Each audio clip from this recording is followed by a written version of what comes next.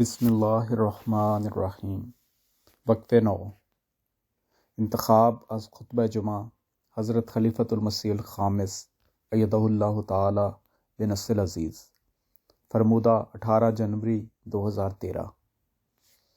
اللہ تعالیٰ کی پسند حاصل کرنے کے لیے قرآن کریم کو سمجھنے کی ضرورت ہے، اور یہ سب کچھ کرنے کا مقصد کیا ہے؟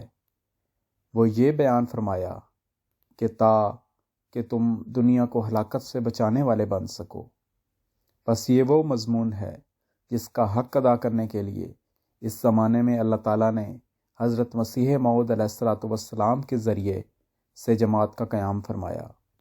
یہی وہ جماعت ہے جس میں بچے کی پیدائش سے پہلے ماؤں کی دعائیں بھی ہمیں صرف اس جذبے کے ساتھ نظر آتی ہیں، اس جذبے کو لیے ہوئے نظر آتی ہیں کہ رب انی نظرت لکا ما فی بطنی محررم فتقبل منی۔ آل عمران آیت 36۔ اے میرے رب، جو کچھ میرے پیٹ میں ہے تیری نظر کرتی ہوں، آزاد کرتے ہوئے، یعنی دنیا کے جھمیلوں سے آزاد کرتے ہوئے، پس تو اسے قبول فرما۔ آج آپ نظر دوڑا کر دیکھ لیں، سوائے جماعت احمدیہ کی ماؤں کے کوئی اس جذبے سے بچے کی پیدائش سے پہلے اپنے بچوں کو خدا تعالیٰ کی راہ میں قربان کرنے کے لیے پیش کرنے کی دعا نہیں کرتے۔ کوئی ماں آج احمدی ماں کے علاوہ ہمیں نہیں ملے گی جو یہ جذبہ رکھتی ہو، چاہے وہ ماں پاکستان کی رہنے والی ہے، یا ہندوستان کی ہے، یا ایشیا کے کسی ملک کی رہنے والی ہے، یا افریقہ کی ہے، یورپ کی رہنے والی ہے، یا امریکہ کی ہے، آسٹریلیا کی رہنے والی ہے، یا جزائر کی ہے، جو اس ایک اہم مقصد کے لیے اپنے بچوں کو خلیفہ وقت کو پیش کر کے پھر خدا تعالیٰ سے یہ دعا نہ کر رہی ہو کہ اے اللہ تعالیٰ ہمارا یہ وقف قبول فرما لے۔ یہ دعا کرنے والی تمام دنیا میں صرف اور صرف احمدی عورت نظر آتی ہے۔ ان کو یہ فکر ہوتی ہے کہ خلیفہ وقت کہیں ہماری درخواست کا انکار نہ کر دے، اور یہ صورت کہیں اور پیدا ہو بھی نہیں سکتی، یہ جذبہ کہیں اور پیدا ہو بھی نہیں سکتا، کیونکہ خلافت کے سائے تلے رہنے والی یہی ایک جماعت ہے جس کو خدا تعالیٰ نے حضرت صلی اللہ علیہ وآلہ وسلم کے عاشق صادق کے ذریعہ سے قائم فرمایا ہے۔ اور پھر اس پر بس نہیں، جماعت احمدیہ میں ہی وہ باپ بھی ہیں جو اپنے بچوں کو اس نہج پر تربیت کرتے ہیں کہ بچہ جوانی میں قدم رکھ کر ہر قربانی کے لیے تیار ہو جاتا ہے، اور خلیفہ وقت کو لکھتا ہے کہ پہلا عہد میرے ماں باپ کا تھا، دوسرا عہد اب میرا ہے، آپ جہاں چاہیں مجھے قربانی کے لیے بھیج دیں، آپ مجھے ہمیشہ صبر کرنے والوں اور استقامت دکھانے والوں میں پائیں گے، اور اپنے ماں باپ کے عہد سے پیچھے نہ ہٹنے والوں میں پائیں گے۔ یہ وہ بچے ہیں جو امت محمدیہ کے باوفا فرد کہلانے والے ہیں۔ یہ وہ لوگ ہیں جو حضرت صلی اللہ علیہ وآلہ وسلم کی امت میں ہونے کا حق ادا کرنے والے ہیں۔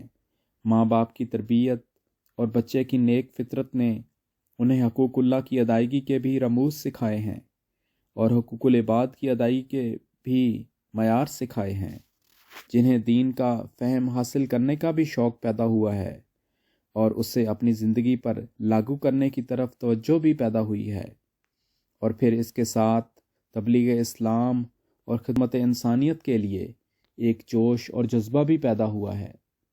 ہمیشہ یاد رکھیں کہ زندہ قومیں اور ترقی کرنے والی جماعتیں ان احساسات، ان خیالات، ان جذبوں اور ان عہد پورا کرنے کی پابندیوں کو کبھی مرنے نہیں دیتی۔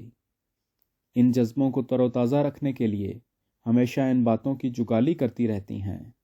اگر کہیں سستیاں پیدا ہو رہی ہوں تو ان کو دور کرنے کے لیے لائحہ عمل بھی ترتیب دیتی ہیں، اور خلافت کے منصب کا تو کام ہی یہ ہے کہ خدا تعالیٰ کے حکم ذکر پر عمل کرتے ہوئے وقتاً فوقتاً یاد دہانی کرواتا رہے، تاکہ جماعت کی ترقی کی رفتار میں کبھی بھی کمی نہ آئے۔ اللہ تعالیٰ کے پیغام کو دنیا میں پھیلانے کے لیے ایک کے بعد دوسرا گروہ تیار ہوتا چلا جائے، جس طرح مسلسل چلنے والی نہریں زمین کی ہریالی کا باعث بنتی ہیں۔ اسی طرح ایک کے بعد دوسرا دین کی خدمت کرنے والا گروہ روحانی ہریالی کا باعث بنتا ہے۔ جن علاقوں میں کھیتوں میں ٹیوب ویلوں یا نہروں کے ذریعوں سے کاشت کی جاتی ہے، وہاں کے ذمہ دار جانتے ہیں کہ اگر ایک کھیت پر پانی مکمل لگنے سے پہلے پانی کا بہاؤ ٹوٹ جائے، پیچھے سے بند ہو جائے، تو پھر نئے سرے سے پورے کھیت کو پانی لگانا پڑتا ہے، اور پھر وقت بھی ضائع ہوتا ہے اور پانی بھی۔ اسی طرح اگر اصلاح و ارشاد کے کام کے لیے مسلسل کوشش نہ ہو یا کوشش کرنے والے مہیا نہ ہوں، تو پھر ٹوٹ ٹوٹ کر جو پانی پہنچتا ہے، جو پیغام پہنچتا ہے، جو کوشش ہوتی ہے، وہ سیرابی میں دیر کر دیتی ہے، تربیتی اور تبلیغی کاموں میں روکیں پیدا ہوتی ہیں۔ بس اللہ تعالیٰ فرماتا ہے کہ ہر قوم میں سے ایسے گروہ ہر وقت تیار رہنے چاہیے جو خدا تعالیٰ کے پیغام کو پہچاننے کے بہاؤ کو کبھی ٹوٹنے نہ دیں۔ بس اس لیے میں آج پھر اس بات کی یاد دہانی کروا رہا ہوں کہ حضرت خلیفۃ المسیح الرابع رحم اللہ تعالیٰ نے وقف نو کی جو اسکیم شروع فرمائی تھی، تو اس امید پر اور اس دعا کے ساتھ کہ دین کی خدمت کرنے والوں کا گروہ ہر وقت مہیا ہوتا رہے گا، یہ پانی کا بہاؤ کبھی ٹوٹے گا نہیں۔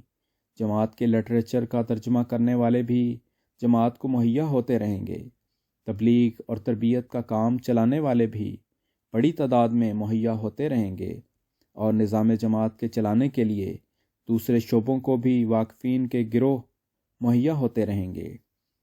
بس اس بات کو ہمیں ہمیشہ اپنے سامنے رکھنے کی ضرورت ہے۔ ماں باپ کو اپنے بچوں کو پیش کرنے کے بعد اپنے فرض سے فارغ نہیں ہو جانا چاہیے۔ بے شک بچوں کو واقفین نو میں پیش کرنے کا جذبہ قابل تعریف ہے۔ ہر سال ہزاروں بچوں کو واقفین نو میں پیش کرنے کی درخواستیں آتی ہیں، لیکن ان درخواستوں کے پیش کرنے کے بعد ماں اور باپ دونوں کی ذمہ داریاں بڑھ جاتی ہیں۔ ان بچوں کو اس خاص مقصد کے لیے تیار کرنا جو دنیا کو ہلاکت سے بچانے کا مقصد ہے، اس کی تیاری کے لیے سب سے پہلے ماں باپ کو کوشش کرنی ہوگی۔ اپنا وقت دے کر، اپنے نمونے قائم کر کے بچوں کو سب سے پہلے خدا تعالیٰ سے جوڑنا ہوگا۔ بچوں کو نظام جماعت کی اہمیت اور اس کے لیے ہر قربانی کے لیے تیار ہونے کے لیے بچپن سے ہی ایسی تربیت کرنی ہوگی کہ ان کی کوئی اور دوسری سوچ ہی نہ ہو۔ ہوش کی عمر میں آ کر جب بچے واقفین نو اور جماعتی پروگراموں میں حصہ لیں، تو ان کے دماغوں میں یہ راسخ ہو کہ انہوں نے صرف اور صرف دین کی خدمت کے لیے اپنے آپ کو پیش کرنا ہے۔ زیادہ سے زیادہ بچوں کے دماغ میں ڈالیں کہ تمہاری زندگی کا مقصد دین کی تعلیم حاصل کرنا ہے۔ یہ جو واقفین نو بچے ہیں، ان کے دماغوں میں یہ ڈالنے کی ضرورت ہے کہ دین کی تعلیم کے لیے جو جماعتی دینی ادارے ہیں اس میں جانا ضروری ہے۔ جامعہ احمدیہ میں جانے والوں کی تعداد واقفین نو میں کافی زیادہ ہونی چاہیے۔ آواز بشارت محمود۔